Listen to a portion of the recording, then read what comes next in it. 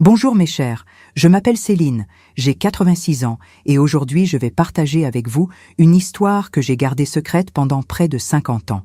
Avant de commencer, j'aimerais vous demander de laisser un j'aime, de vous abonner à la chaîne et de commenter d'où vous regardez. C'est ma première vidéo et ce serait merveilleux de savoir que je ne parle pas toute seule dans cette pièce. Je suis née en 1939, dans une petite ville de province où tout le monde se connaissait. La vie était simple, prévisible. J'ai grandi en croyant que l'honnêteté et le travail acharné étaient les piliers d'une vie digne. Mes parents, des gens modestes, ont fait des sacrifices pour que je puisse étudier et devenir institutrice. C'était une grande fierté pour eux d'avoir une fille institutrice dans la famille.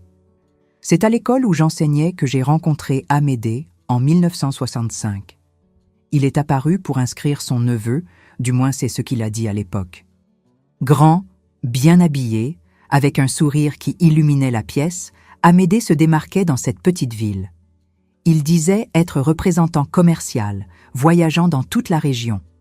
Il avait des histoires fascinantes sur des endroits que moi, simple institutrice de province, je ne connaissais que par les livres. Notre relation a été rapide. En 6 mois, nous étions fiancés et en 1966, à 27 ans, je me suis mariée. Les gens disaient que j'avais de la chance. Un homme établi, avec un bon emploi, respecté. Je croyais avoir trouvé mon prince charmant, comme dans les histoires que je lisais à mes élèves. Les premières années furent comme un rêve. Amédée était attentionné, rapportait de petits cadeaux de ses voyages, discutait de livres avec moi. Notre premier fils, Richard, est né en 1967 et il semblait que rien ne pourrait ébranler notre bonheur.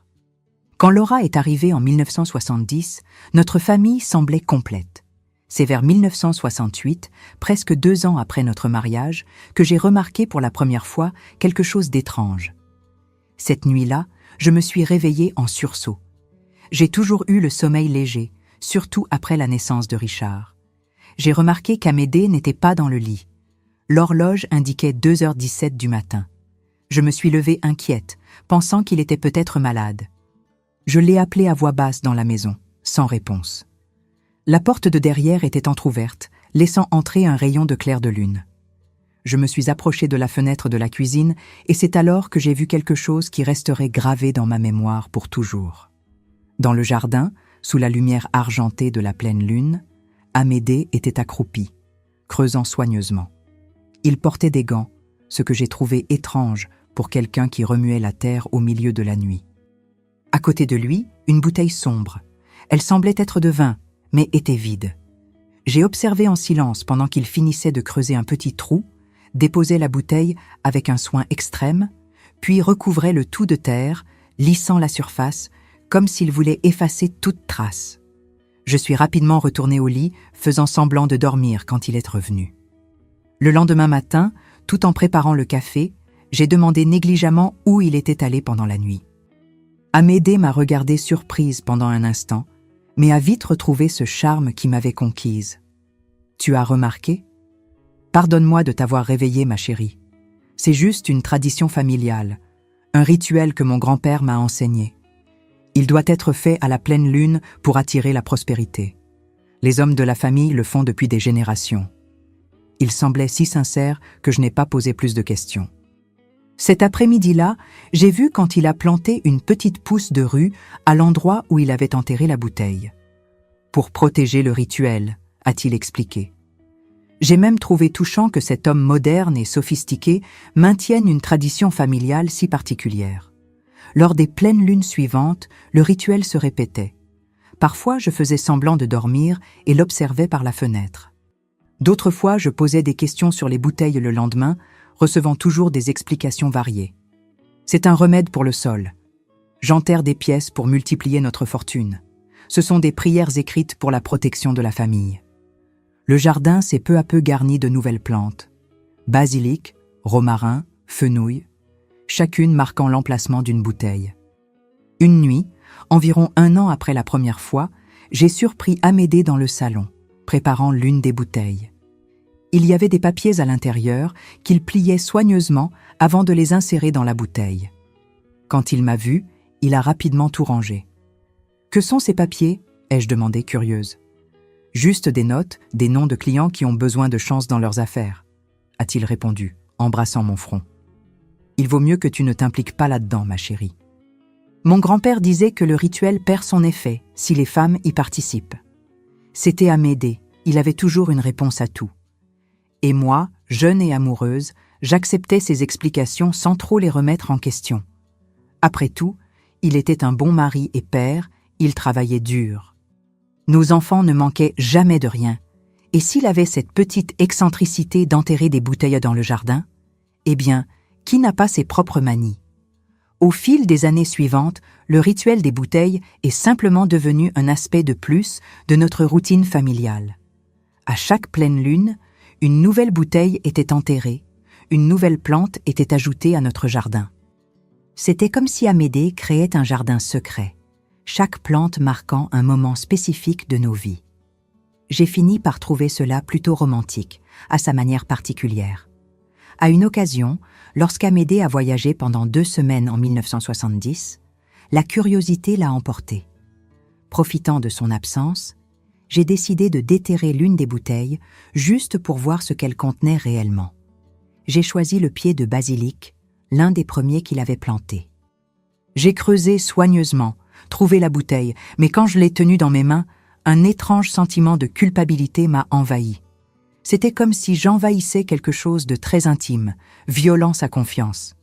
J'ai remis la bouteille en place sans l'ouvrir et replanté le basilic, me promettant de respecter son espace.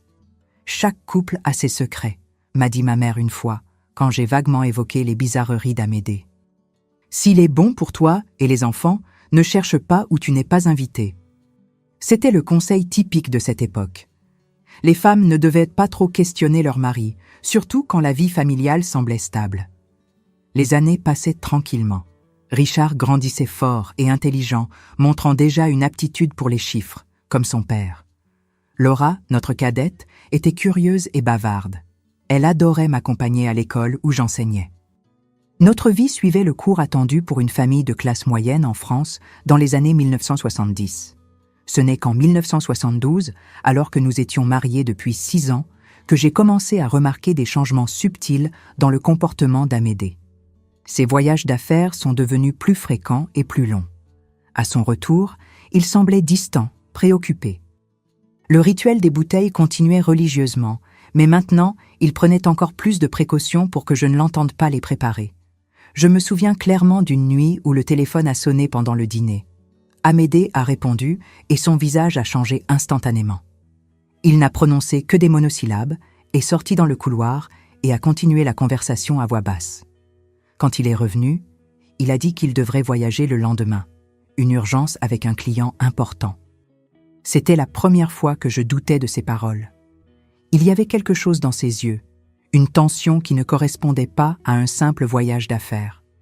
Pendant ce voyage, qui a duré près d'1 semaine, Richard est tombé malade avec une forte fièvre.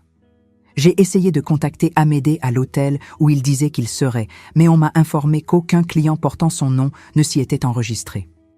Quand il est finalement revenu et que je l'ai confronté à ce sujet, son explication a été rapide. Il y a eu un changement de plan. Je suis resté chez un client. Je n'ai pas voulu t'inquiéter avec des détails. À nouveau, j'ai accepté l'explication, bien qu'une petite graine de doute ait été plantée. La vie a continué. Amédée a repris sa routine de mari attentionné et je me suis convaincu que mes soupçons étaient infondés. Les années 1973 et 1974 m'ont apporté plus de responsabilités à l'école. J'ai été promue coordinatrice du primaire, ce qui signifiait plus de travail, mais aussi un meilleur salaire. Amédée semblait fière de mes réussites professionnelles, m'encourageant toujours. Cela me faisait écarter toute pensée négative sur notre mariage. Ce n'est qu'au milieu de 1974, presque 8 ans après notre mariage, que le premier signe vraiment troublant est apparu. J'organisais l'armoire d'Amédée, rangeant des chemises fraîchement repassées, quand j'ai trouvé dans la poche d'une veste un billet écrit sur du papier parfumé. « Tu me manques. Jeudi, même heure. Avec amour. I. » Mon cœur s'est emballé. L'écriture était clairement féminine, élégante. Et I, Isabelle, Irène, Inès. Mes mains tremblaient alors que je relisais le billet essayant de me convaincre qu'il y avait une explication innocente. Peut-être une collègue de travail, une cliente, quelqu'un avec qui il entretenait des relations strictement professionnelles. Cette nuit-là, je n'ai pas dormi. Quand Amédée est rentré tard, comme c'était devenu habituel, j'ai pensé à le confronter, à lui montrer le billet, à exiger des explications. Mais en regardant les chambres où Richard et Laura dormaient tranquillement, je n'en ai pas eu le courage. Qu'adviendrait-il de nous si mes soupçons étaient confirmés? Comment prendrais-je soin des enfants seuls? Le divorce était rare à l'époque, presque un scandale, surtout dans notre petite ville. Et il y avait aussi la question financière. Mon salaire d'institutrice, même avec la promotion, ne suffirait pas pour élever 2 enfants. J'ai décidé d'observer, d'attendre, de rassembler plus d'informations avant de prendre une quelconque décision. J'ai commencé à prêter attention aux petits détails que j'ignorais auparavant. Le parfum différent sur ses chemises, les appels téléphoniques qu'il prenait et raccrochait dès que j'entrais dans la pièce, les reçus de restaurants dans des villes où il était censé être en voyage d'affaires et bien sûr, les bouteilles continuaient à être enterrées religieusement à chaque pleine lune. Maintenant, je me demandais quels secrets elles contenaient réellement.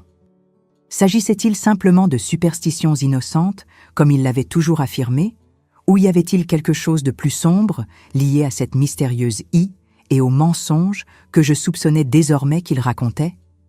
Quelques semaines après avoir trouvé le billet, j'ai pris une décision que je n'aurais jamais imaginé être capable de prendre. Un jeudi, quand Amédée a dit qu'il aurait une réunion importante au centre-ville, j'ai décidé de le suivre. J'ai demandé à ma sœur Marthe de rester avec les enfants après l'école. J'ai une réunion avec des parents d'élèves, ai-je menti. Ça pourrait prendre du temps. J'ai mis une robe simple qu'il me voyait rarement porter. J'ai mis un foulard sur ma tête et des lunettes noires. Un déguisement basique, mais que j'ai jugé suffisant. J'ai demandé au fils de la voisine, Jean, qui venait d'acheter un taxi, de m'emmener. « J'ai besoin que tu me conduises au centre-ville et me laisses près de la place principale », ai-je expliqué. C'est une surprise que je prépare pour mon mari. Jean a acquiescé sans poser de questions. Je me suis positionné stratégiquement dans un café avec vue sur l'arrêt de bus où je savais qu'Amédée descendrait. Mon cœur battait la chamade. Je n'avais jamais fait une chose pareille auparavant. Je me sentais comme une criminelle, envahissant l'intimité de mon propre mari. Mais quelque chose en moi, peut-être l'instinct, peut-être juste la douleur du soupçon, me disait que je devais connaître la vérité. Je l'ai vu descendre du bus, élégant comme toujours dans son costume gris. Au lieu de se diriger vers le quartier commercial, où se trouvèrent les bureaux, il a marché pendant environ 15 minutes jusqu'à un immeuble résidentiel dans une rue tranquille. Il est entré en saluant le concierge avec familiarité, comme quelqu'un qui fréquente régulièrement l'endroit. Je suis resté de l'autre côté de la rue, caché derrière un kiosque à journaux, observant. L'attente a été interminable. Pendant près de 3 heures, j'ai alterné entre marcher autour du pâté de maison et revenir à mon poste d'observation, craignant de le perdre de vue. Je pensais à mes enfants, à notre maison, à tout ce que je croyais avoir construit. Était-il vraiment possible que toute notre vie soit basée sur des mensonges? Quand Amédée est finalement sorti, déjà en fin d'après-midi, il n'était pas seul. Une femme élégante l'accompagnait jusqu'à la porte de l'immeuble. Cheveux sombres, attachés en un chignon sophistiqué, robe fine, posture de quelqu'un habitué aux environnements raffinés. Ils ont discuté brièvement, maintenant une distance respectueuse, manifestement soucieux de ne pas attirer l'attention, mais leurs regards... Il n'y avait pas moyen de ne pas percevoir l'intimité entre eux. J'ai vu quand elle a discrètement ajusté sa cravate avant qu'ils ne se séparent. Il n'y a pas eu de baiser, pas même une étreinte, mais ce geste a dit tout ce que j'avais besoin de savoir. Je suis rentré à la maison avant lui, dévasté, mais aussi étrangement calme. Une partie de moi le savait depuis longtemps. J'ai remercié ma sœur, j'ai donné le bain aux enfants, préparé le dîner comme n'importe quel autre jour. Quand Amédée est arrivé en racontant des histoires sur sa réunion productive, j'ai observé son visage, cherchant des traces de mensonges. Comment pouvait-il faire cela avec tant de naturel? Cette nuit-là, pendant qu'il dormait, je suis resté à regarder par la fenêtre le jardin. La lune était presque pleine. Dans quelques jours, il ferait son rituel à nouveau, enterrant une autre bouteille avec ses secrets. Combien de mensonges étaient enterrés dans notre propre jardin, sous les plantes dont je prenais soin quotidiennement. Les mois suivants furent les plus difficiles de ma vie jusqu'alors. Je vivais dans un état constant de vigilance, cherchant plus de preuves, plus de confirmation de ce que je savais déjà dans mon cœur. En même temps, je maintenais l'apparence de normalité pour les enfants, pour mes collègues à l'école, pour nos voisins et amis. Je souriais aux fêtes d'anniversaire, cuisinais les plats préférés d'Amédée, continuais à être l'épouse et la mère exemplaire que tout le monde s'attendait à ce que je sois. Et il continuait à enterrer ses bouteilles à chaque pleine lune, maintenant avec encore plus de secrets à cacher. Après avoir découvert Amédée avec cette femme élégante, quelque chose a changé en moi. C'était comme si un voile avait été déchiré, révélant une réalité qui avait toujours été là, mais que je refusais de voir. L'année 1974 s'est traînée comme une tempête lente et silencieuse dans notre mariage. Extérieurement, tout semblait normal. Intérieurement, je me noyais dans les doutes. J'ai commencé à créer un journal secret, caché à l'intérieur de la couverture d'un vieux livre de recettes. J'y notais chaque incohérence dans les histoires d'Amédée, chaque nuit où il rentrait tard, chaque appel téléphonique suspect. J'ai développé l'habitude de vérifier discrètement ses poches avant de laver les vêtements, cherchant des billets, des reçus, n'importe quel indice sur sa vie parallèle. Je me sentais sale en faisant cela, comme une intruse dans ma propre maison, mais le besoin de connaître la vérité était plus fort que ma honte. Un après-midi de décembre 1974, j'ai trouvé quelque chose d'encore plus troublant. Amédée avait laissé sa serviette de travail à la maison en partant précipitamment pour une réunion urgente. J'ai lutté contre l'envie de l'ouvrir pendant près de 2 heures. « Une épouse ne devrait pas faire ça », me répétais-je, entendant la voix de ma mère dans ma tête. Mais finalement, j'ai cédé. Dans la serviette, parmi des documents apparemment normaux de travail, j'ai trouvé une carte de visite au nom d'Antoine Sylvestre avec la photo d'Amédée. L'entreprise indiquait une importatrice internationale, je n'en avais jamais entendu parler. Il y avait aussi un petit carnet avec des annotations sur des montants, des noms et des dates. Sur la dernière page, quelque chose qui m'a glacé le sang. Jeudi, 15 heures. Confirmé transfert. Jeudi, 15 heures. Exactement l'heure et le jour où je l'avais suivi jusqu'à cet immeuble résidentiel. Et la même initiale que sur le billet parfumé. Isabelle, peut-être ? Je ne pouvais pas comprendre complètement ce que signifiaient ces annotations. Mais quelque chose me disait que cela allait bien au-delà d'une simple infidélité conjugale. J'ai tout remis exactement comme je l'avais trouvé. Ce soir-là, quand Amédée est arrivé, je l'ai observé avec de nouveaux yeux. Qui était réellement cet homme avec qui je partageais mon lit depuis près de 9 ans ? Le père de mes enfants, le respecté représentant commercial, le mari qui enterrait des bouteilles mystérieuses les nuits de pleine lune. Était-ce tout un mensonge élaboré ? Le Noël de 1974 fut particulièrement douloureux. Assise à la table du réveillon, voyant Amédée distribuer des cadeaux à Richard et Laura, souriant et plaisantant avec eux, il semblait impossible que ce même homme mène une double vie. Par moments, je doutais de mes propres soupçons. Peut-être que j'imaginais des choses. Peut-être que le stress du travail à l'école me faisait créer des fantasmes absurdes. Mais alors, à la première pleine lune de 1975, j'ai à nouveau observé le rituel de la bouteille. Cette fois, j'ai remarqué quelque chose de différent. Amédée semblait plus tendu, plus pressé, et la bouteille qu'il a enterrée était plus grande que d'habitude. Le lendemain, il a annoncé un voyage de 2 semaines, le plus long qu'il ait jamais fait. C'est une opportunité importante, ma chérie. Cela pourrait définir notre avenir. Pendant son absence, j'ai passé des nuits blanches, déchirées entre l'angoisse de la méfiance et la peur de ce que je pourrais découvrir si je continuais à enquêter. Richard, alors âgé de 8 ans, a remarqué mon inquiétude. « Maman est triste parce que papa a voyagé ?» a-t-il demandé une nuit quand il m'a trouvé en train de m'observer depuis la porte de la chambre au lieu d'être endormi. « Je suis juste fatiguée, mon amour. L'école, la maison, ce sont beaucoup de responsabilités. Quand je serai grand, j'aiderai à prendre soin de toi et de Laura, a-t-il répondu avec cette gravité émouvante des enfants. J'ai serré mon fils dans mes bras, retenant mes larmes.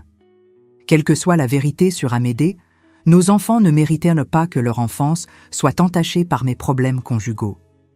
Quand Amédée est revenu de ce voyage, il a apporté des cadeaux coûteux pour tous. Une montre pour moi, des jouets importés pour les enfants. Il semblait plus animé que d'habitude, parlant de nouvelles affaires prometteuses et suggérant même une rénovation de la maison. Je pense à construire une pièce supplémentaire, peut-être un bureau pour moi. Qu'en penses-tu ? L'idée me semblait étrange. Il n'avait jamais auparavant manifesté d'intérêt à travailler à la maison. En fait, il avait toujours tenu à garder sa vie professionnelle complètement séparée du foyer. Pourquoi ce changement soudain ? Dans les mois suivants, j'ai remarqué une augmentation des appels qu'il recevait à la maison. Il répondait toujours rapidement et emportait le téléphone dans le jardin ou dans la salle de bain, parlant à voix basse. Parfois, je l'entendais se disputer, bien qu'il essayait de dissimuler quand je m'approchais. En juin 1975, Richard a eu 8 ans. Nous avons organisé une petite fête à la maison avec ses camarades d'école et quelques voisins. C'est pendant cette célébration que j'ai eu un autre aperçu troublant de la double vie d'Amédée. L'un des pères, M. Olivier, qui travaillait à la banque de la ville, a engagé la conversation avec lui pendant la fête. Je servais des boissons quand j'ai entendu un fragment de la conversation. « Alors vous êtes Amédée ? Drôle. J'aurais juré vous avoir vu à la banque la semaine dernière, mais le nom sur le document était différent. » Le visage d'Amédée s'est tendu pendant une seconde, mais il a vite repris sa contenance, souriant cordialement. J'ai un de ces visages communs. Tout le monde dit m'avoir vu quelque part. Ce devait être quelqu'un qui me ressemblait. Il a habilement changé de sujet, demandant à Monsieur Olivier des nouvelles de son équipe de football, mais ce bref échange est resté gravé dans mon esprit. Une autre confirmation de mes soupçons ou juste une coïncidence. À la fin de ce mois-là, nous avons eu notre première grande dispute depuis des années. J'ai découvert qu'Amédée avait ouvert un compte bancaire dans une autre ville sans que je le sache. J'ai trouvé le relevé par hasard en cherchant un document dans la voiture. « Pourquoi me cacher ça ?» ai-je demandé, essayant de garder ma voix calme pour que les enfants, jouant dans le jardin, ne s'en aperçoivent pas. « Je n'ai rien caché. C'est juste un compte pour les dépenses professionnelles, plus pratique quand je voyage. » a-t-il répondu avec cette assurance tranquille qui me désarmait toujours. Tu sais comme je déteste mélanger les finances de la famille avec celles du travail. Et pourquoi ne l'as-tu jamais mentionné ? Nous sommes mariés depuis presque 10 ans, Amédée. Il ne devrait pas y avoir de secret entre nous. Il a soupiré, passant la main dans ses cheveux, un geste qu'il faisait quand il était impatient. Tu fais une tempête dans un verre d'eau, Céline. Ce sont juste des questions pratiques de travail, rien qui devrait t'inquiéter. Comme la femme que tu rencontres le jeudi ? Les mots m'ont échappé avant que je ne puisse les retenir. Son visage a pâli un instant, mais a vite repris des couleurs. De quoi parles-tu ? Je t'ai vu, Amédée, dans cet immeuble résidentiel avec cette femme élégante. Qui est-elle, Isabelle ?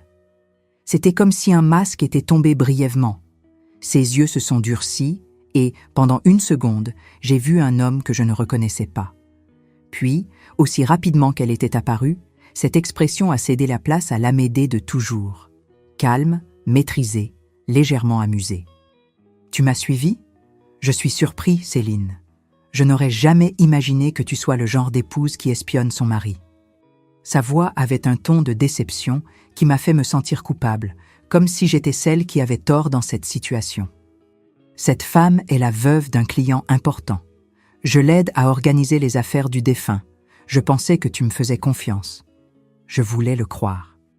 Dieu sait combien je le voulais, mais quelque chose dans ses yeux, quelque chose dans la façon dont il a détourné le regard en parlant de la veuve, me disait qu'il mentait. Pourtant, je n'avais pas de preuves concrètes, seulement des soupçons et des coïncidences. Je te fais confiance, ai-je menti. Je suis juste inquiète. Tu as été si distant, tant de voyages, tant de réunions. Il m'a prise dans ses bras, embrassant mon front comme il le faisait quand nous sortions ensemble. Je travaille dur pour notre avenir, pour nos enfants. Bientôt, tout aura un sens, je te le promets. Cette conversation n'a rien résolu. Elle a juste repoussé nos problèmes sous le tapis, comme nous le faisions depuis des années. Nous avons continué notre vie apparemment normale. Moi donnant des cours, m'occupant des enfants, lui voyageant de plus en plus, maintenant son rituel des bouteilles à chaque pleine lune. En août 1975, Amédée a annoncé un voyage particulièrement long, presque 3 semaines. Il a dit qu'il irait dans le sud du pays visiter des clients importants. La veille de son départ, je l'ai observé préparer une bouteille particulièrement grande. Cette fois, en plus des papiers habituels, j'ai vu quand il a placé une liasse considérable d'argent à l'intérieur. « Ça doit être un rituel très puissant », ai-je commenté, essayant de paraître désinvolte quand je l'ai surpris en train de sceller la bouteille avec de la cire. Il a sursauté, ne m'ayant pas entendu entrer dans la pièce. « Le plus important jusqu'à présent », a-t-il répondu, se remettant rapidement. « Notre avenir en dépend. » Cette nuit de pleine lune, après avoir enterré la bouteille sous un pied de romarin fraîchement planté, Amédée a été particulièrement affectueux. Nous avons fait l'amour comme nous ne l'avions pas fait depuis des mois, avec une intensité presque désespérée. Ensuite, pendant qu'il dormait, je suis restée éveillée, regardant son visage détendu, essayant de voir en lui l'homme dont j'étais tombée amoureuse et non l'étranger qu'il était devenu. Pendant son voyage, une inquiétude croissante s'est emparée de moi. Ces paroles résonnaient dans mon esprit. Le plus important jusqu'à présent, notre avenir en dépend. Que signifiait cela? Quel avenir planifiait-il? Et pourquoi cette sensation persistante que quelque chose de grand était sur le point de se produire? Richard et Laura s'ennuyaient de leur père, demandant chaque jour quand il reviendrait. J'ai maintenu la routine aussi normale que possible. École, déjeuners en famille, dimanche avec ma mère et ma sœur, séance de lecture avant de dormir. Extérieurement, j'étais la même Céline que toujours. Intérieurement, une tempête se formait. Dans la 2e semaine du voyage d'Amédée, j'ai reçu un appel étrange. Une voix masculine que je ne reconnaissais pas a demandé M. Sylvestre. « Il n'y a pas de M. Sylvestre à ce numéro », ai-je répondu, confuse. « Pardonnez-moi, madame, je dois avoir mal noté. Monsieur Sylvestre m'a donné ce numéro pour un contact urgent. » Avant que je puisse poser plus de questions, l'homme a raccroché. Monsieur Sylvestre. Le même nom que j'avais vu sur la carte de visite dans la serviette d'Amédée. Était-ce une coïncidence ou une pièce de plus dans le puzzle de la double vie de mon mari? Quand Amédée est finalement revenu début septembre 1975, il semblait différent, plus léger, presque euphorique, mais avec une touche de nervosité qui ne correspondait pas à son assurance habituelle.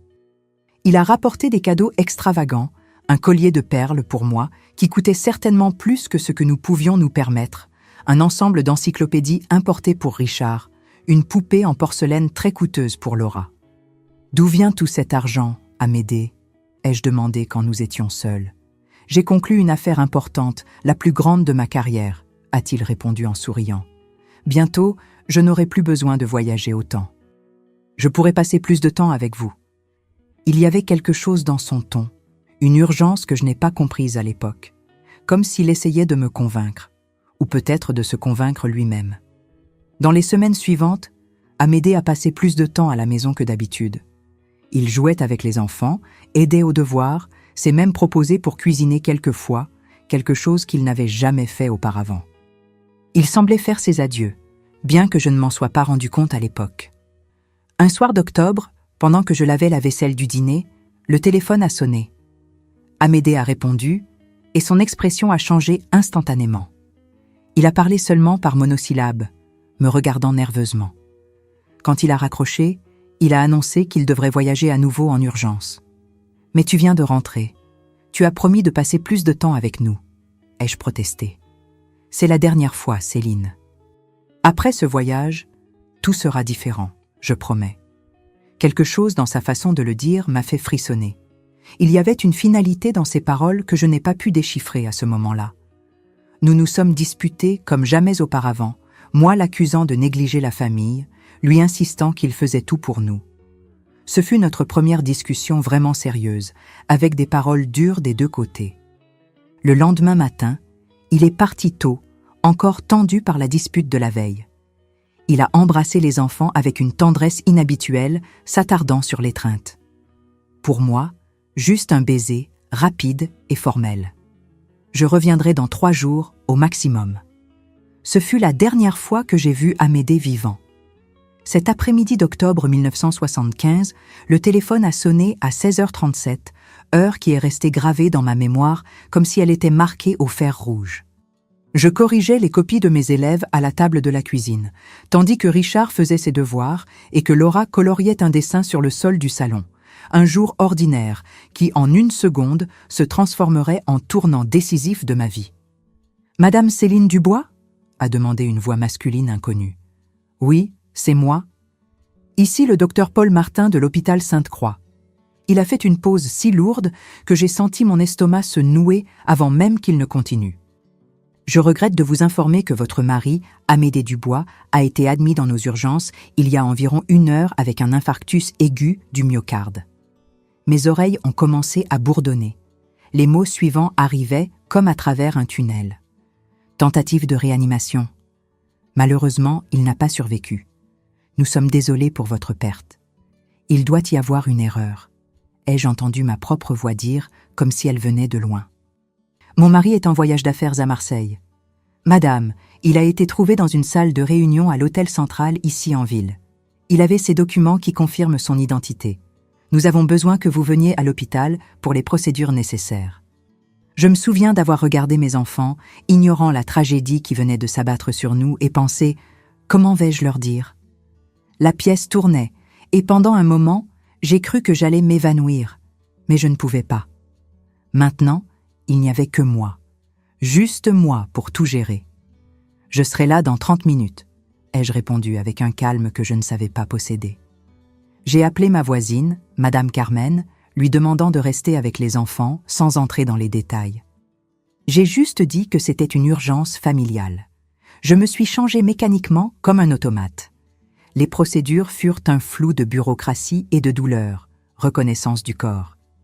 Amédée semblait étrangement en paix, comme s'il dormait simplement. Signature de documents, arrangement pour les funérailles, appel à la famille, tout fait avec une sorte de détachement émotionnel, comme si cela arrivait à quelqu'un d'autre. Le médecin a expliqué que c'était un infarctus foudroyant, probablement causé par un stress sévère ou une condition cardiaque non diagnostiquée.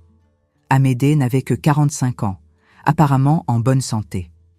Parfois cela arrive ainsi, sans avertissement, a dit le médecin avec cette compassion professionnelle qui n'apporte aucun réconfort. Mais ce qui m'a intriguée, et que je ne comprendrai complètement que des jours plus tard, c'est ce que le directeur de l'hôtel m'a raconté quand je suis allé chercher les effets personnels d'Amédée. Votre mari était en réunion avec une dame. C'est elle qui a appelé l'ambulance quand il s'est senti mal. Une dame ? Ai-je demandé, ressentant cette familière pointe de méfiance, mêlée maintenant au deuil récent. Oui, je n'ai pas pu avoir son nom. Elle était très bouleversée. Elle est partie rapidement après l'arrivée de l'ambulance. Amédée n'était pas à Marseille. Il était dans notre propre ville, ayant une réunion avec une femme mystérieuse à l'hôtel. Même dans la mort, il n'a pas pu être honnête avec moi. Les funérailles ont eu lieu à la chapelle du cimetière municipal. Peu de gens présents, quelques collègues de travail d'Amédée que je connaissais à peine, des voisins, des membres proches de la famille, mes collègues de l'école. Assise à côté du cercueil, avec Richard et Laura accrochés à moi comme des ancres dans la tempête, j'ai observé chaque visage qui venait présenter ses condoléances. C'est alors que je l'ai vue, la même femme élégante que j'avais surprise avec Amédée quelques mois auparavant. Elle était à la porte de la chapelle, vêtue discrètement de noir, observant à distance. Nos regards se sont croisés un instant.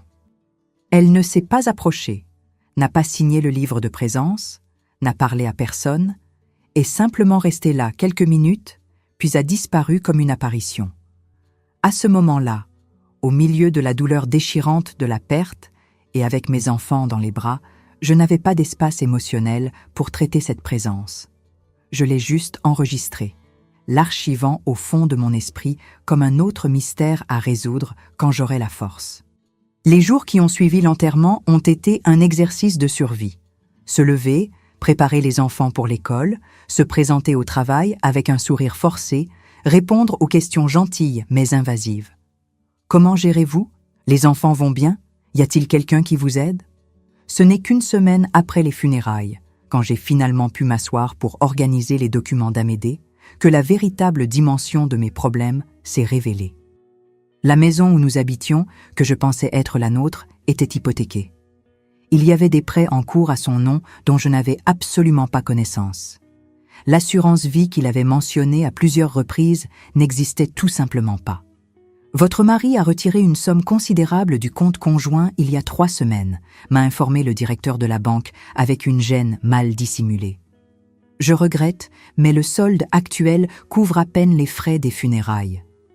Assise dans le fauteuil du salon ce soir-là, après que les enfants se soient endormis, épuisés d'avoir tant pleuré leur père, j'ai affronté la cruelle réalité. J'étais seule, avec 2 jeunes enfants à élever, sur le point de perdre notre maison, avec des dettes que je ne pourrais pas payer avec mon salaire d'institutrice. C'est alors que mon regard s'est posé sur le jardin, visible par la fenêtre du salon. La pleine lune illuminait le jardin, soulignant les petites plantes qui marquaient chaque endroit où Amédée avait enterré ses mystérieuses bouteilles au fil des ans. Ce rituel étrange que j'avais accepté sans questionner, partie de la mythologie particulière de notre mariage. Une idée a commencé à se former dans mon esprit. Et si ces bouteilles ne contenaient pas seulement des rituels pour la prospérité? Et si elles gardaient quelque chose de plus tangible, quelque chose qui pourrait expliquer la double vie d'Amédée, ou peut-être même aider dans notre situation désespérée? Pendant des jours, l'idée a fermenté dans mon esprit. Cela semblait irrespectueux, presque profane, de déterrer ce qu'il avait si soigneusement caché, comme si c'était une violation posthume de sa confiance. Mais quelle confiance y avait-il à préserver dans un mariage construit sur des mensonges? Un soir, exactement 1 mois après sa mort, j'ai pris ma décision. Richard et Laura dormaient profondément, épuisés après une journée particulièrement difficile à l'école, où d'autres enfants avaient posé des questions insensibles sur l'absence de leur père. J'ai enfilé un vieux peignoir sur ma chemise de nuit, mis des bottes de jardinage et pris la petite pelle que j'utilisais pour prendre soin des plantes. La pleine lune, la même lune qui avait été témoin du rituel secret d'Amédée pendant tant d'années, éclairait maintenant mon propre voyage au jardin des secrets.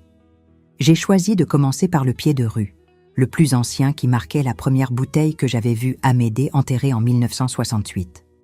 Mes mains tremblaient pendant que je creusais, partiellement à cause de l'effort physique auquel je n'étais pas habituée, partiellement par peur de ce que je pourrais trouver. Le son de la pelle frappant le verre m'a fait sursauter. J'ai creusé soigneusement autour jusqu'à pouvoir retirer la bouteille intacte. C'était une vieille bouteille de vin rouge, scellée avec de la cire rouge. Je me suis assise là même sur le sol humide du jardin et j'ai brisé le seau avec des doigts tremblants. À l'intérieur, protégé par un sac plastique soigneusement scellé, j'ai trouvé des documents et de l'argent. Le premier document que j'ai vu m'a coupé le souffle. Une carte d'identité avec la photo d'Amédée, mais avec un autre nom. Antoine Sylvestre, le même Monsieur Sylvestre, de l'étrange appel téléphonique que j'avais reçu pendant son dernier voyage.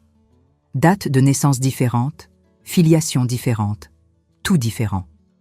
Avec l'identité falsifiée, il y avait une somme considérable d'argent, beaucoup plus qu'Amédée ne pourrait gagner honnêtement en mois de travail, et une note manuscrite. Fonds d'urgence au cas où j'aurais besoin de disparaître rapidement. J'ai couru dans la maison, verrouillant toutes les portes, comme si je craignais que le fantôme d'Amédée puisse me surprendre, fouillant dans ses secrets. J'ai étalé le contenu sur la table de la cuisine, examinant chaque élément sous la lumière jaunâtre de la lampe. Outre l'identité falsifiée et l'argent, il y avait des notes détaillées sur une entreprise appelée Importatrice Santos et ses propriétaires. Adresse, routine, informations bancaires. Le genre de choses que seul un enquêteur privé ou quelqu'un avec des intentions criminelles collecterait. Je n'ai pas dormi cette nuit-là. 1000 questions tourbillonnaient dans mon esprit. Qui était vraiment l'homme que j'avais épousé? Que signifiaient ces documents? Pourquoi aurait-il besoin d'une fausse identité? Et plus important encore, que ferais-je de cette découverte? Le lendemain matin, après avoir envoyé les enfants à l'école, avec des sourires forcés et des déjeuners préparés avec le même soin que toujours, je suis retournée au jardin. Cette fois, j'ai choisi le pied de basilic qui marquait une autre des bouteilles les plus anciennes. La seconde révélation fut encore plus troublante. Cette bouteille contenait plus d'argent, des billets de différentes valeurs, apparemment usés et impossibles à tracer, et un carnet de notes détaillé sur une escroquerie réalisée en 1967, peu après notre mariage. Un plan élaboré impliquant la vente de terrains inexistants à des investisseurs étrangers. Parmi les notes, il y avait des noms de complices, des montants reçus et la partie la plus douloureuse. Un chronogramme manuscrit où Amédée avait planifié chaque étape, y compris mariage avec C, apparence de stabilité nécessaire. Mon estomac s'est noué en lisant cela. Notre mariage, planifié comme partie d'une arnaque, la date correspondait. Il m'avait connu quelques mois avant d'exécuter ce stratagème. Il avait besoin d'une épouse respectable, une institutrice de bonne réputation dans la ville pour créer l'image d'homme de famille. J'ai couru aux toilettes et vomi, la réalité me frappant finalement de plein fouet. Quand je me suis ressaisie, regardant mon visage pâle dans le miroir, quelque chose en moi a changé.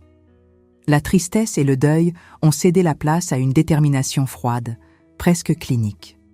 Je devais tout savoir, chaque détail de la vie de l'homme que je pensais connaître, non par vengeance ou amertume, mais par nécessité pratique. Si je voulais protéger mes enfants et trouver un moyen de sortir de cette situation désespérée, je devais comprendre exactement ce à quoi j'étais confronté. Au cours des semaines suivantes, j'ai transformé la recherche des bouteilles en ma mission secrète. Chaque jour, après que les enfants soient partis à l'école, je déterrais 1 ou 2 bouteilles, cataloguant méthodiquement leur contenu. Le soir, après que Richard et Laura se soient endormis, j'analysais les documents essayant de reconstituer le puzzle qu'était la double vie de mon défunt mari. La banque a commencé à faire pression pour l'hypothèque. J'ai reçu des avis de recouvrement pour les prêts impayés. Mon salaire couvrait à peine les dépenses de base du mois. Le temps était compté et je devais prendre des décisions difficiles. Vendre la maison, déménager avec les enfants dans un endroit plus petit, demander de l'aide à ma famille, assumant la honte de révéler la situation. C'est dans cette atmosphère de désespoir croissant que j'ai déterré la bouteille sous le pied de Romarin, la dernière qu'Amédée avait enterrée quelques jours avant sa mort. Le contenu de cette bouteille changerait tout. À l'intérieur, il y avait la plus grande somme d'argent jusqu'alors, un paquet de billets de grande valeur soigneusement emballés dans du plastique. Mais le plus surprenant, c'étaient les documents, un plan détaillé pour quitter le pays. Des billets de bateau pour l'Uruguay, au nom d'Antoine Sylvestre et Isabelle Montfort. Des réservations dans un hôtel à Montevideo. Et le plus choquant, des documents de transfert d'une somme substantielle vers une banque uruguayenne datée pour 3 semaines après sa mort, exactement la période où il a dit que tout serait différent. À côté de ces papiers, il y avait une lettre adressée à Isabelle, mon véritable amour. Dans les 4 pages manuscrites, Amédée ou Antoine, je ne savais plus qui il était vraiment, détaillait comment il avait tout préparé pour qu'ils commencent une nouvelle vie ensemble, loin des complications de la France. Il parlait des arnaques qu'ils avaient réalisées ensemble au fil des ans, de la façon dont elle avait été sa partenaire idéale, tant dans les affaires que dans la vie. Et puis la phrase qui m'a frappée comme une gifle. Enfin libre de toutes les attaches, y compris de mon mariage de façade, qui a bien servi son objectif. Assise sur le sol de la cuisine, entourée par les preuves de la trahison la plus complète qu'on puisse imaginer, je n'ai pas pleuré. J'avais déjà versé trop de larmes pour un homme qui n'avait jamais existé. Au lieu de cela, j'ai senti un étrange calme s'emparer de moi. La vérité, aussi douloureuse qu'elle soit, apportait avec elle une clarté libératrice. Amédée prévoyait de nous abandonner. Tout était déjà préparé. La fuite, l'argent, la nouvelle identité. L'infarctus qui l'a tué dans cette chambre d'hôtel, probablement lors d'une rencontre finale avec Isabelle, pour régler les derniers détails, fut le seul événement non planifié dans son schéma méticuleux. Et maintenant, par une ironie du sort, les ressources qu'il avait accumulées pour sa fuite avec sa maîtresse étaient entre mes mains. L'argent qui aurait payé pour sa nouvelle vie pourrait sauver la mienne et celle de mes enfants. Cette nuit-là, regardant le ciel étoilé à travers la fenêtre de la cuisine, j'ai pris ma décision. J'utiliserai l'argent des bouteilles pour régler les dettes, sauver notre maison, garantir l'éducation de Richard et Laura, non par vengeance, mais par survie, par justice poétique. Mais le dilemme moral me poursuivait. Cet argent était le produit d'escroqueries, de schémas frauduleux qui avaient certainement nui à des personnes innocentes.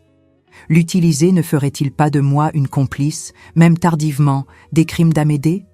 D'autre part, qu'arriverait-il à mes enfants si je refusais cette ressource inattendue? Nous perdrions notre maison. Nous ferions face à de graves difficultés financières, peut-être même à la fin. Quel choix avais-je vraiment? Tout en luttant avec ces questions, j'ai continué à déterrer les bouteilles restantes. Chacune révélait plus de détails de la vie secrète d'Amédée.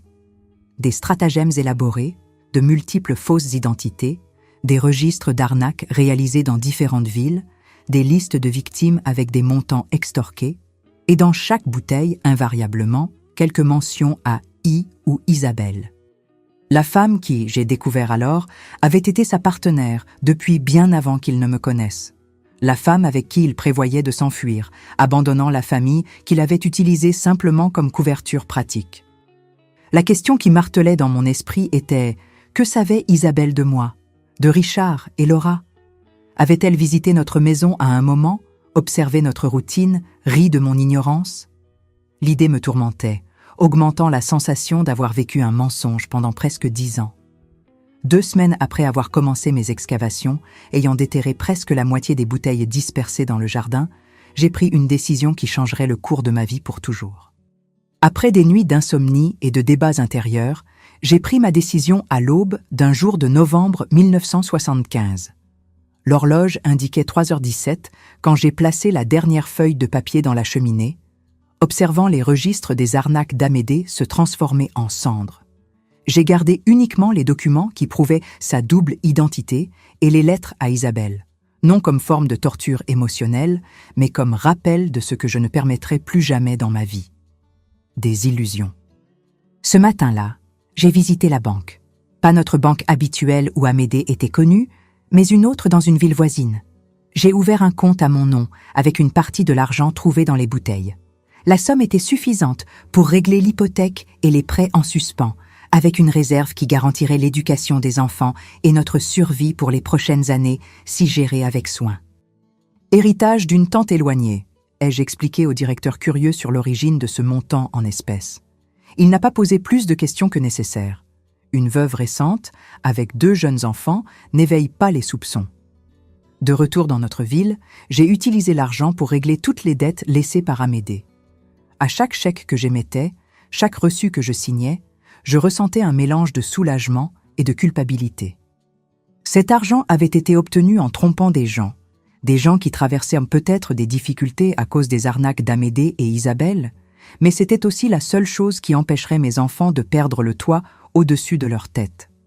Pour équilibrer cette balance morale, j'ai pris une autre décision cruciale. Avec les documents que j'ai trouvés dans les bouteilles, j'ai identifié certaines des victimes les plus récentes d'Amédée. Par des lettres anonymes, j'ai envoyé des alertes sur les stratagèmes frauduleux auxquels ils avaient participé, leur permettant au moins de se protéger de dommages futurs. Pour 2 familles particulièrement lésées, que j'ai découvert être au bord de la ruine à cause d'investissements faits avec Antoine Sylvestre, j'ai discrètement envoyé une partie de l'argent, déguisé en remboursement d'investissement. Ce n'était pas parfait, ça ne défaisait pas tout le mal causé, mais c'était ce qui était à ma portée, sans compromettre l'avenir de mes enfants. Une petite rédemption partielle pour l'héritage d'Amédée. Les questions financières les plus urgentes résolues, j'ai tourné mon attention vers le futur. Je ne pouvais pas continuer simplement comme institutrice.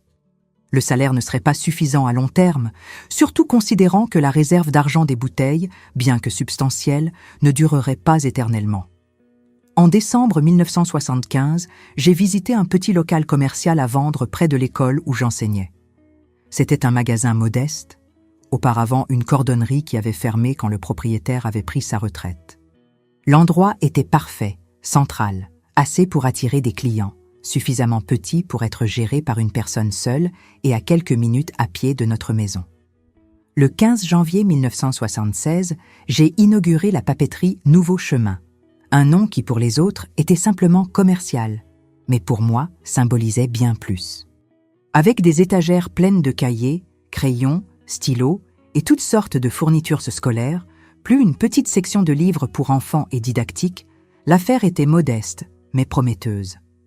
Durant les premières semaines, j'ai géré la papeterie après mes heures d'enseignement, embauchant une jeune étudiante pour s'occuper du magasin les matins. C'était épuisant. Se lever à 5 heures, préparer les enfants pour l'école, enseigner jusqu'à midi, déjeuner rapidement, aller au magasin jusqu'à 19 heures, rentrer à la maison, préparer le dîner, aider aux devoirs et finalement tomber dans le lit vers 23 heures. Mais il y avait quelque chose de libérateur dans cette fatigue. Pour la première fois, je sentais que je construisais quelque chose de vraiment à moi. Quelque chose que personne ne pourrait me prendre avec des mensonges ou des trahisons. Les enfants semblaient aussi réagir positivement à la nouvelle routine. Richard, en particulier, adorait aider au magasin le samedi, organisant les marchandises et, éventuellement, servant les clients les plus simples. « Maman est commerçante maintenant, comme papa l'était », a-t-il commenté un jour avec une innocente fierté. La comparaison m'a fait mal, mais j'ai souri quand même. Il n'avait pas besoin de connaître la vérité. Pas encore, peut-être jamais. Les mois sont devenus des années. La papeterie a prospéré modestement, me permettant de réduire progressivement mes heures comme institutrice jusqu'à finalement démissionner en 1978, me consacrant entièrement au commerce. Nous avons étendu l'affaire, ajoutant une section de livres pour adultes qui est devenue populaire dans la petite ville, manquant de librairie. En 1979, 4 ans après la mort d'Amédée, j'ai reçu une visite inattendue au magasin. C'était presque l'heure de fermeture quand une femme élégante est entrée. Cheveux sombres, avec quelques fils argentés, vêtements discrets mais coûteux, posture impeccable. Je l'ai reconnue immédiatement, bien que nous n'ayons jamais été formellement présentés. Isabelle. « Bonjour », a-t-elle dit avec une voix douce et éduquée qui ne correspondait pas à l'image que je m'étais faite d'elle dans mon esprit. Je pense que nous n'avons pas besoin de présentation. Mon cœur s'est emballé, mais j'ai gardé mon calme. Le magasin était vide, à part nous deux. J'ai verrouillé la porte, tourné la pancarte à fermer et l'ai invitée à l'arrière, où je maintenais un petit espace avec une table et des chaises pour mon travail administratif. « Pourquoi êtes-vous ici ?» ai-je demandé sans détour quand nous nous sommes assises. « Curiosité peut-être, ou peut-être pour une sorte de clôture », a-t-elle répondu, regardant autour avec un intérêt sincère. « Vous avez construit quelque chose de bien ici. »« Que voulez-vous réellement ?» ai-je insisté, peu intéressée par les compliments de celle qui avait aidé à détruire ma vie. Isabelle a soupiré, toute son élégance ne cachant pas complètement la fatigue dans ses yeux. « Croyez-le ou non, je suis venue vous avertir et peut-être m'excuser, bien que je sache que cela ne signifie rien. » Elle m'a alors raconté qu'elle avait été contactée par d'anciens associés d'Amédée, des personnes qui soupçonnaient qu'il avait caché de l'argent avant de mourir. Des personnes dangereuses qui croyaient maintenant que je pourrais avoir accès à cet argent. Je leur ai dit que vous ne saviez rien, qu'Amédée ne partageait jamais de détails sur ses affaires avec son épouse, mais je ne sais pas s'ils m'ont cru. Cette information m'a glacé le sang. J'ai pensé aux enfants, à la vie relativement tranquille que nous avions construite ces dernières années. L'idée de criminels croyant que je possédais quelque chose qui leur appartenait était terrifiante. « Pourquoi m'aideriez-vous » ai-je demandé, toujours méfiante. Isabelle a hésité, regardant ses mains bien soignées. « Parce que j'ai aussi été trompée. Pas de la même façon que vous. Bien sûr, je savais qui il était. J'ai participé à beaucoup d'affaires. Mais à la fin, il prévoyait de m'abandonner aussi. » Elle m'a raconté comment elle avait découvert, peu avant la mort d'Amédée, qu'il avait détourné une grande partie de l'argent qu'ils avaient accumulé ensemble, se préparant à fuir seul. L'appartement qu'il avait acheté pour elle était au nom d'un faux et serait vendu. Les investissements qu'ils avaient fait en son nom n'existaient pas. Je l'ai confronté ce jour-là à l'hôtel. C'est pendant notre discussion qu'il a eu l'infarctus. Ses yeux se sont remplis de larmes non versées. J'ai appelé l'ambulance, mais je savais qu'il était trop tard. Je me suis enfuie avant qu'on ne pose des questions. Nous sommes restées silencieuses quelques instants. 2 femmes unies seulement par la trahison du même homme. Nous n'étions pas amis, nous ne le serions jamais, mais il y avait une compréhension mutuelle qui transcendait les circonstances. Que dois-je faire au sujet de ces associés ? Ai-je finalement demandé. J'ai déjà partiellement réglé cela. J'ai dit que j'enquêterais, que j'essaierais de découvrir si vous aviez accès à quoi que ce soit. Cela nous a fait gagner du temps. Elle m'a remis un petit papier avec un nom et un numéro de téléphone. Cet homme est fiable, il travaille dans la sécurité privée. Si vous remarquez quelque chose de suspect, n'importe quoi, contactez-le immédiatement. Avant de partir, Isabelle a fait une pause à la porte. Vous avez construit une vie honnête avec cet argent. Il a au moins servi à quelque chose de bien au final. Ce n'était pas exactement une demande de pardon, mais il y avait une certaine rédemption dans ses paroles. Je n'ai jamais eu besoin d'utiliser le contact qu'elle m'avait donné. Peut-être que les associés d'Amédée ont cru que je ne savais vraiment rien. Ou peut-être qu'Isabelle a fait plus pour me protéger qu'elle ne l'a révélé. Quoi qu'il en soit, cette visite inattendue fut la dernière fois que j'ai eu un quelconque contact avec le monde obscur qu'Amédée avait habité. Les années 1980 ont apporté de nouveaux défis et opportunités. Richard, maintenant adolescent, montrait une aptitude pour les affaires, aidant de plus en plus à la gestion de la papeterie. Laura, plus introspective, développa une passion pour la lecture, puis pour le droit. Ironiquement, elle parlait de se spécialiser en droit pénal pour combattre les personnes qui en trompent d'autres. En 1983, avec l'affaire Prospérant, j'ai pris une décision audacieuse, transformer la papeterie en une véritable librairie. Nous avons rénové l'espace, élargi le fond, créé un petit café à l'arrière où les clients pouvaient lire des extraits avant d'acheter. La librairie Nouveau Chemin est devenue un point de rencontre culturel dans la ville, accueillant éventuellement de petits événements littéraires et des cercles de lecture. C'est durant cette période que j'ai affronté l'un des moments les plus difficiles en tant que mère. Richard, alors âgé de 16 ans, a trouvé par hasard la boîte où je gardais les quelques documents que j'avais conservés sur la double vie d'Amédée. Il était dans le grenier, cherchant des décorations de Noël, quand il est tombé sur ces preuves concrètes que son père n'était pas celui qu'il pensait. Il est rentré à la maison pâle, me confrontant avec les lettres et les fausses identités. Est-ce vrai, papa était un criminel? Pendant des années, j'avais maintenu l'image d'Amédée comme un bon père et mari, qui malheureusement était mort jeune. J'avais inventé des histoires sur des moments familiaux qui n'avaient jamais eu lieu. J'avais préservé des photographies. J'avais maintenu vivante la mémoire d'un homme qui n'avait jamais existé. C'était ce que je pensais être le mieux pour que les enfants grandissent en croyant à un héritage positif, non marqué par la vérité sordide. Ce soir-là, assis à la table de la cuisine, j'ai raconté à Richard une version modifiée de la vérité. Oui, son père avait un autre côté qu'il gardait caché de la famille. Oui, il avait fait des choses répréhensibles, mais il avait aussi eu des qualités. Je n'ai pas mentionné l'abandon planifié, ni le fait que notre mariage entier faisait partie d'une arnaque. Certaines vérités sont trop lourdes à partager, même avec des enfants presque adultes. Richard a passé des jours à traiter cette révélation, alternant entre colère, tristesse et confusion. Finalement, il m'a surprise par sa maturité. Ce qui compte, c'est ce que tu as fait, maman. Comment tu as transformé quelque chose de mauvais en quelque chose de bon pour nous. Pour Laura, nous avons décidé de maintenir la version plus douce de l'histoire. Amédée avait eu des problèmes, commis des erreurs, mais il les avait aimés à sa façon.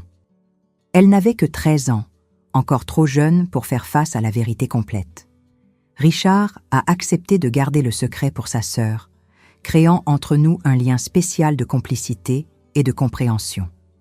En 1985, 10 ans après la mort d'Amédée, la vie avait pris un tournant complètement différent de ce que j'avais jamais imaginé. La librairie prospérait, maintenant avec une succursale dans la ville voisine, gérée par une employée de confiance.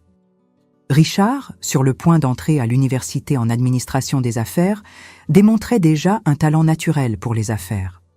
Laura, encore au lycée, rêvait de la faculté de droit, et moi, à 46 ans, j'étais une femme différente de cette institutrice naïve qui acceptait sans question les histoires de son mari. Plus forte, plus sage, plus indépendante. Je portais encore des cicatrices, bien sûr, des blessures qui ne guérissent jamais complètement, mais elles n'étaient plus ouvertes et douloureuses. Elles s'étaient transformées en marque d'une bataille gagnée. Cette année-là, j'ai fait quelque chose que j'avais reporté pendant une décennie. J'ai complètement réaménagé le jardin. J'ai engagé des jardiniers, arraché toutes les anciennes plantes, chacune marquant l'emplacement d'une bouteille enterrée, chacune me rappelant un mensonge.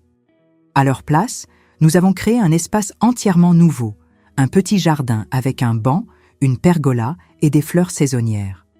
Un lieu de paix, non plus de secret. Pendant la rénovation, nous avons trouvé les dernières bouteilles que je n'avais jamais déterrées. Les jardiniers confus m'ont apporté ces objets étranges qui émergèrent du sol. Juste de vieux déchets, ai-je expliqué en prenant discrètement les bouteilles. Plus tard, seul, j'ai ouvert les derniers messages du passé. Ils contenaient plus d'argent, que j'ai donné anonymement à des œuvres de bienfaisance, et plus de documents qui confirmaient simplement ce que je savais déjà sur l'homme que j'avais épousé. La dernière bouteille, cependant, contenait quelque chose de différent. Une lettre qui m'était adressée, datée de 1972, 7 ans après notre mariage, 3 ans avant sa mort. Écrite dans un moment apparent de lucidité ou de remords, Amédée confessait que, bien que notre mariage ait commencé comme partie de ses plans, il avait développé une véritable affection pour moi et les enfants. « Je vis entre deux mondes, Céline », avait-il écrit.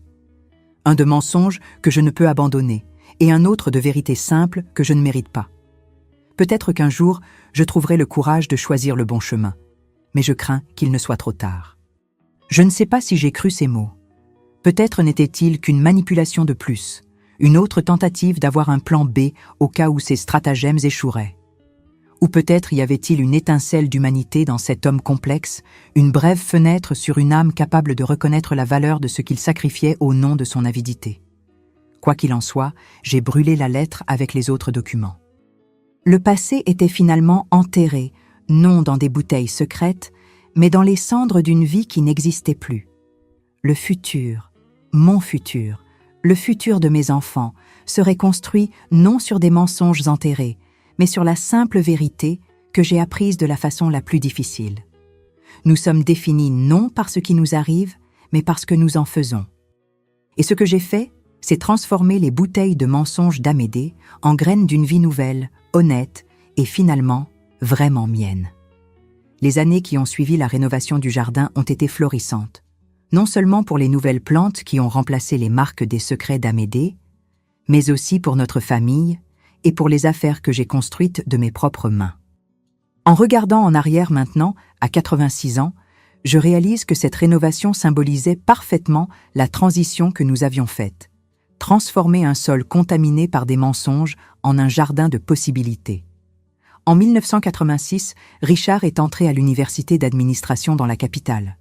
Ce fut difficile de le voir partir, mais j'ai ressenti en même temps une fierté indescriptible. Mon fils, qui avait si souvent aidé à la librairie après l'école, suivait maintenant son propre chemin. Laura, à 16 ans, restait déterminée à étudier le droit, passant des heures dans la section juridique de la librairie, dévorant des livres bien au-dessus de son âge. Le réseau Nouveau Chemin grandissait lentement, mais sur des bases solides. Après le succès de la succursale dans la ville voisine, nous avons ouvert un 3e magasin en 1988, cette fois exclusivement concentré sur les livres pour enfants et le matériel pédagogique. Nous l'avons appelé « Petit Chemin » et il est rapidement devenu une référence pour les enseignants et parents de la région. Je travaillais beaucoup d'heures, c'est vrai, mais il y avait une satisfaction profonde à construire quelque chose de légitime, quelque chose qui aidait la communauté tout en subvenant aux besoins de ma famille.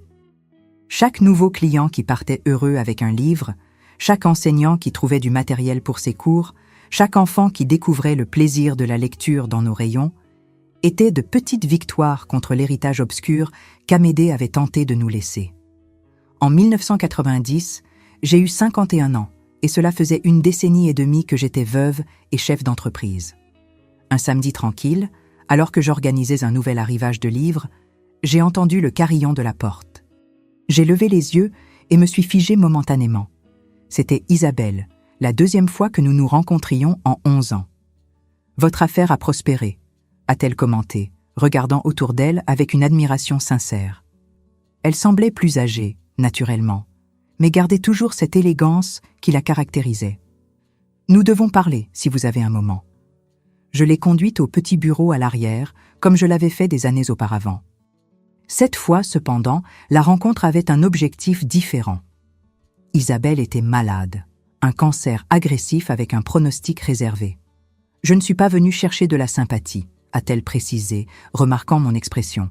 Je suis venue parce qu'il y a quelque chose que vous méritez de savoir avant qu'il ne soit trop tard. » Elle m'a raconté comment, après la mort d'Amédée, elle avait essayé de recommencer loin d'ici.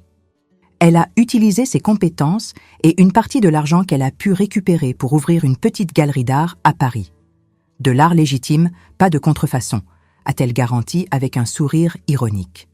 Pendant des années, elle a vécu discrètement, essayant de construire une vie honnête, tout comme moi. Mais le passé trouve toujours des moyens de nous rattraper, a-t-elle poursuivi. Il y a 2 ans, j'ai été contactée par un homme qui prétendait être le fils d'Amédée. Ces mots m'ont frappé comme un coup physique. Un fils d'Amédée. Mon esprit a immédiatement calculé. Serait-il d'avant notre rencontre ou durant notre mariage? Il a 26 ans maintenant. Il s'appelle Philippe. Il est né en 1964, avant qu'Amédée ne rencontre l'une d'entre nous. La révélation a apporté un étrange soulagement. Un fils d'une relation antérieure n'était pas exactement une trahison de notre mariage, bien que ce soit un secret de plus qui m'avait été caché. Isabelle a expliqué que la mère du jeune homme avait élevé son fils seul, ne révélant jamais l'identité du père. C'est seulement sur son lit de mort qu'elle a raconté la vérité au jeune homme, lui remettant quelques lettres et de vieilles photographies.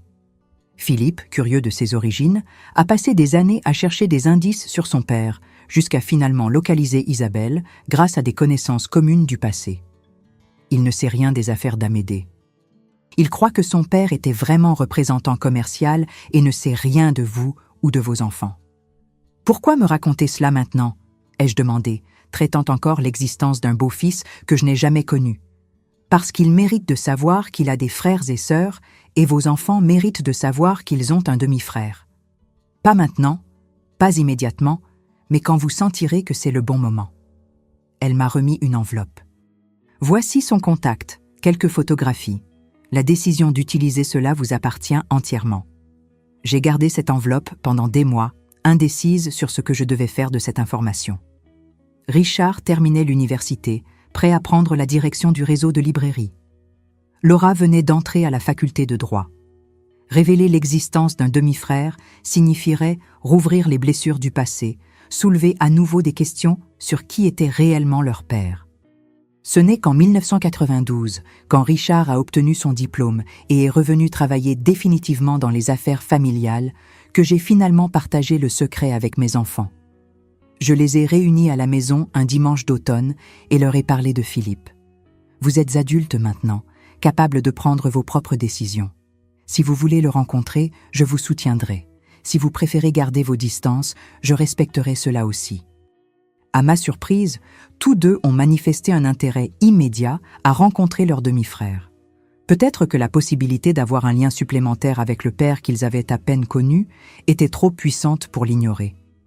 La première rencontre a eu lieu lors d'un week-end prolongé, quand nous avons convenu de nous rencontrer à Paris, territoire neutre pour tous. Philippe ressemblait étonnamment à Amédée, le même sourire charmant, les mêmes gestes expressifs avec les mains, mais il y avait en lui une sincérité et une transparence que son père n'avait jamais vraiment possédées. « J'ai grandi en rêvant de connaître mon père », a-t-il raconté pendant notre déjeuner. Quand j'ai finalement découvert qui il était et qu'il était décédé, j'ai pensé que je n'aurais jamais une famille paternelle. Vous rencontrer, c'est comme récupérer une partie de mon histoire que je pensais perdue à jamais. J'ai observé mes enfants interagir avec ce frère récemment découvert, partageant des histoires, découvrant des similitudes, riant de manières héritées en commun. J'ai vu à ce moment que certaines bonnes graines peuvent germer même du sol le plus contaminé. Philippe ne portait pas l'héritage de mensonges d'Amédée. Il représentait une possibilité de rédemption, un lien familial qui n'était pas basé sur des tromperies. Dans les années suivantes, Philippe s'est progressivement intégré à notre famille. Il était designer graphique et a fini par collaborer avec nos librairies, créant du matériel promotionnel et renouvelant l'identité visuelle du réseau. Richard, qui avait pris la gestion des affaires, a trouvé dans son demi-frère aîné un allié créatif et un ami. En 1995, j'ai pris la décision de m'éloigner partiellement de l'administration des librairies. À 56 ans, je sentais qu'il était temps de donner plus d'espace aux jeunes et de trouver de nouveaux objectifs. Richard faisait un excellent travail comme directeur, Développant le réseau avec sagesse, et Laura, fraîchement diplômée en droit, commençait une carrière prometteuse d'avocate. Sans quitter complètement les affaires, j'ai réorienté mes énergies vers un projet dont je rêvais depuis des années, un programme d'alphabétisation et d'encouragement à la lecture pour adultes. Utilisant un espace à l'arrière de la librairie originale, j'ai commencé à offrir des cours gratuits aux employés d'entreprises locales, femmes de ménage, ouvriers, personnes qui avaient abandonné leurs études trop tôt et cherchaient maintenant une seconde chance. Nouveau chemin pour adultes, ai-je appelé le projet. Le nom n'était pas une coïncidence. Nous méritons tous l'opportunité de réécrire notre histoire, de tracer une nouvelle route quand la précédente se révèle erronée ou insuffisante. C'est durant cette période que j'ai rencontré Gérard, un enseignant à la retraite qui s'est porté volontaire pour aider au programme. Veuf depuis 5 ans, il apportait avec lui une sérénité et une gentillesse qui m'ont immédiatement captivé.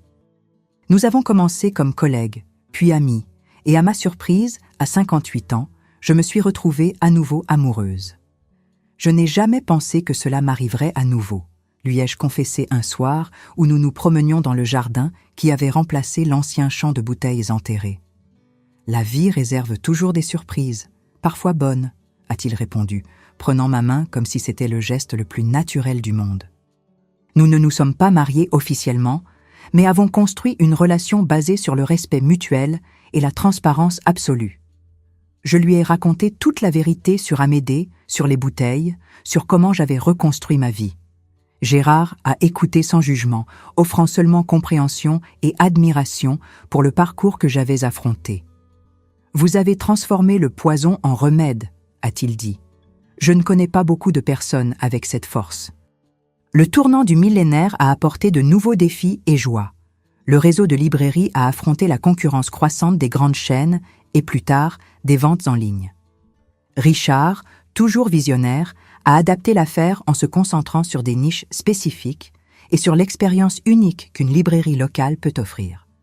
Les librairies Nouveau Chemin ont survécu là où beaucoup d'autres ont fait faillite, réduites en nombre après quelques consolidations, mais plus fortes en objectifs.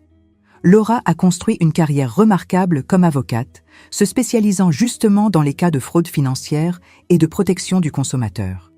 L'ironie de ce choix ne m'a jamais échappé. Sans connaître toute la vérité sur son père, elle a dédié sa vie professionnelle à combattre exactement le type de crime qu'il commettait. J'ai toujours ressenti une indignation spéciale quand je vois des gens être trompés, m'a-t-elle expliqué un jour. Comme si c'était personnel, tu sais. Comme si j'avais une mission d'empêcher que cela arrive.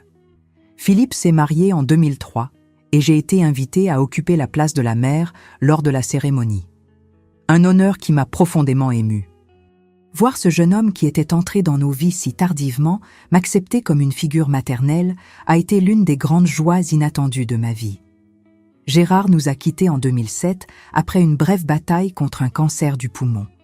Notre décennie ensemble fut un cadeau que je n'avais jamais espéré recevoir. Une relation sans ombre, sans secret, sans bouteilles enterrées dans le jardin. La douleur de son départ fut intense, mais complètement différente de la confusion traumatique que j'avais ressentie à la mort d'Amédée. Cette fois, il n'y avait que deuil sincère, non contaminé par des découvertes choquantes ou des trahisons révélées. Dans les années suivantes, je me suis consacrée encore plus au programme d'alphabétisation, qui avait grandi et était devenu une fondation indépendante, desservant plusieurs villes de la région. J'ai également eu la joie de voir la famille s'agrandir. Richard et Laura se sont mariés et les petits-enfants ont commencé à arriver, apportant une nouvelle vie et un nouveau but à mes jours. En 2015, à 76 ans, j'ai reçu un appel téléphonique inattendu.